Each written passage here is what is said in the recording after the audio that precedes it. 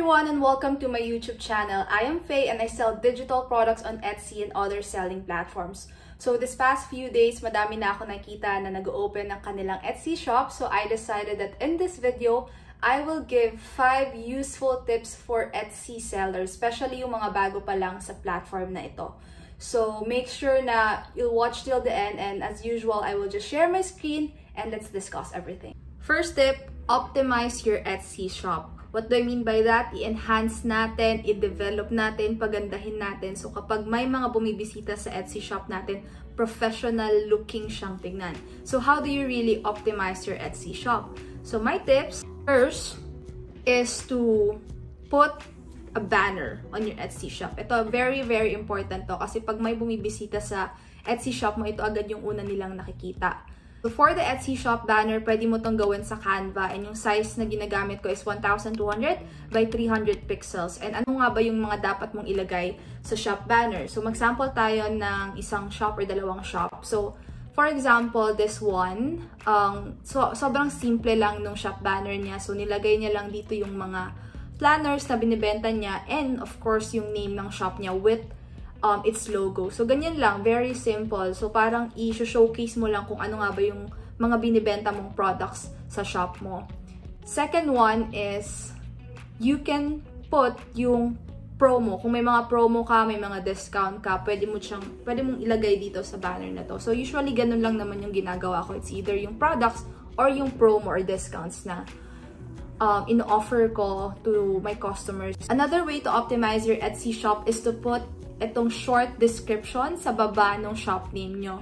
So, kung makikita nyo, halos yung mga successful Etsy shop dito is meron talagang mga ganito. Para siyang slogan, or kumbaga ito yung, it sums up all the products that you're offering your customers. So, for example, Canva templates for small business owner, digital planners for your productivity. This one is everything you need for happy living. So, just make a parang impactful and engaging, and parang siya yung magsa-summarize kung ano nga ba yung mga in-offer mo to your customers. Another way to optimize your Etsy shop is to put a shop announcement. Ito, sobrang important nito. Kasi if kunwari pupunta ka sa isang Etsy shop, makikita mo yung sa announcement, sa baba nun kasi may nakalagay na last updated on this date. So makikita mo dito kasi kung yung seller ba is active, ina-update ba niya yung mga digital planners niya or yung mga digital products na binibenta niya. So, ako personally, I update this shop announcement at least every week. I think there's a thing na si Etsy, pag nakikita niya kasi na ina-update mo to, parang binuboost niya yung product mo. So, dito sa shop announcement, pwede mong sabihin din kung ano yung mga binibenta mo. Pwede mong sabihin kapag may mga special promo ka or discounts. So, ako personally, ang ginagawa ko kahit ina-update ko lang yung isang word or binabago ko yung percentage or yung discount para lang na-update siya. And nakikita kasi to ng mga buyers na, uy, ina-update niya, uy, active siya. Parang, alam mo yun, hindi siya pinapabaya ang shop. My last tip for optimizing your Etsy shop is itong nasa may bottom part nung shop nyo. So, kung kaya nyo lagyan to ng parang about sa'yo or about sa shop mo, paano ka nagsimula, anong history nito, or how will your product help them in general. So, yun yung mga pwede mong ilagay dito. My second tip is hide the details of your sales. So, this tip kasi it's actually not for optimizing your shop, but for protecting your business strategy. So, magsasample ako ng dalawang shop ha. In all Etsy shops kasi, makikita mo yung number of sales. In this one, in this shop, pwede mo siyang maklik. But in this shop, hindi mo siya pwedeng maklik. In default, clickable siya. Okay? Now, paano mo ito i-hide? So, just go to Shop Manager, Settings, Options, and just disable sold listings. Bakit dapat mo siyang i-disable? Well, if ako, bago pa lang ako sa Etsy and I want to sell this kind of products and I'm doing research, okay? I can check sa shops mo, uy, ito madami siyang nabibenta recently. And some of these people, they will just copy it, or at least gagayahin nila yung mga best sellers mo. And sa point of view naman ng buyer, makikita ko na, ay parang hindi pala nabibenta to. So, iiwasan ko na lang, hindi ko na lang bibilhin. Anyway, if alam mo na kung ano yung product na ibibenta mo, this is a perfect way to do a product research kasi marami pa rin successful Etsy shops na they still show the details of these sales. I don't know if sinasadya ba nila yon or hindi lang talaga nila alam paano i-hide or wala lang silang pakialam. So, yeah, personally, I like to hide the sold items. Third tip, use the sales and discount page. So, saan mo makikita to? Just go to Shop Manager, Marketing, and then Sales and Discount page. You know, everyone loves sales. Everyone loves buying something that they think na nakaka-save sila ng 20% off, 30% off. So, I suggest na gamitin mo tong feature na to ni Etsy. So, what you're gonna do is you just have to run a sale. You can decide ilang percentage off ba yung ibibigay mo. So, max that you can put here is 70% off. And then, put the duration here. Tapos, the good thing here kasi is you can actually select if yung discount is apply to all listings or selected listings lang. Yung selected listings, this is perfect if may mga bago kayong launch na product. So, if yung shop mo, ang regular discount is just 30% off. So, you can offer 50% off dun sa mga kaka-launch mo lang na product. Another tip on the sales and discount page, always run a 24-hour or 48 hours sale lang. Don't put a 1-week duration or 1 month duration. Why am I saying that? So, sample ako ng isang product ha.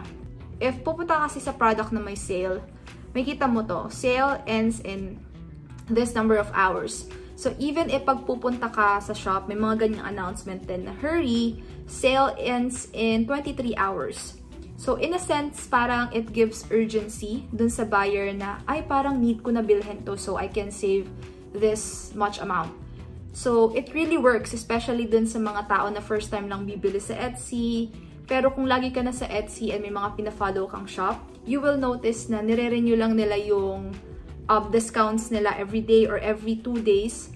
And you can schedule that here actually on the sales and discount page. Also, mag-set up din kayo ng mga offer new for the thank you, abandoned cart, and favorited items. So, very helpful to kasi ito yung mga tinignan nila yung products mo pero nilagay lang nila sa cart, di nila binibili, or may mga nagpi-favorites. So, make sure na yung percentage off mo dito is more than dun sa ino-offer mong percentage dun sa regular discounts.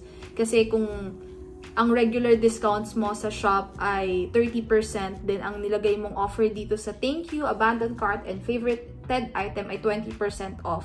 Nonsense din. Kasi hindi naman nila magagamit yun in addition to the 30%. So, it's either 30% regular discounts or yung 20% discount na ilalagay mo dito sa tatlong parang discount offers for the thank you, abandoned cart, and favorited item. Fourth tip, and this is very important kung gusto mo magkaroon ng review sa shops mo. So, whenever someone buys a product from your shop, always message them after a day. So, antayin mo muna yung 24 hours before ka mag-message ha. Basically, this message is like for a follow-up and a request to leave a review on your shop. So, I'll show you yung message template na meron na ako.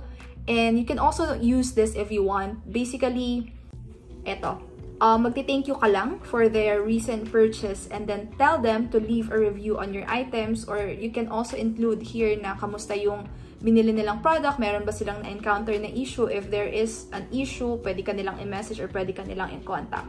So, actually, madaming buyers na hindi nagre-review and that's okay. But I suggest, and I really suggest na every time may bumibili sa product nyo, i-message nyo sila. Okay? And my last tip is do not upload your listings all at once. Anong ibig sabihin ko doon? So, for example, this weekend or this Saturday, nakagawa ka ng 10 product listings. Huwag mong i-upload yun sa Etsy mo sabay-sabay. So, bakit? Based kasi dun sa mga Etsy tutorials na napanood ko, Etsy coaches, and based din sa personal experience ko, na every time na nagli-list ako ng product on my Etsy shop, parang binibigyan ako ni Etsy ng free boost or advertisement dun sa product na yon. And to my shops in general, na ang daming visits and ang daming views every time na nagli-list ako ng bagong product. So, this is also an advice from other Etsy sellers na ang strategy nila is they will make parang 10 product listings and then for this day, dalawa lang yung ipopost nila. And then after 2 days, magpo-post ulit sila ng dalawa. And then after 2 days, magpo-post ulit sila ng dalawa. So, I personally do that. And it works for me. So, I'm not sure if that is really how Etsy algorithm works for new listings. And that is my 5 useful tips for Etsy sellers. So I hope nakatulong ako, and thank you so much again for watching this video. Make sure to subscribe on my YouTube channel as I will be uploading more Etsy tips and videos about selling digital products. So yun lang, thank you so much again, and bye-bye!